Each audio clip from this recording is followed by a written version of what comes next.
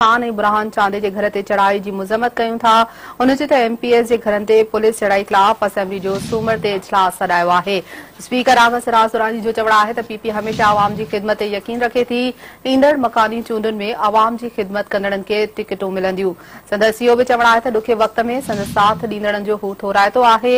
आगा सिराज दुरानी चयो त टाउन ऐं यूसी जी तरक़ियाती फंडनि में ग़ौबियुनि जी जांच थियणु घुर्जे।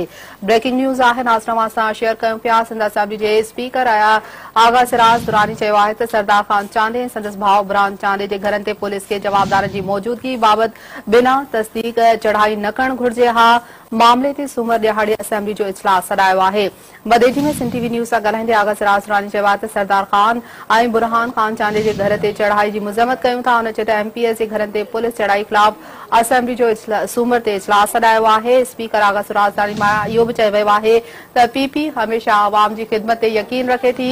ईंदड़ मकानी चूंडुनि में आवाम जी ख़िदमत कंदड़नि खे टिकटूं मिलंदियूं।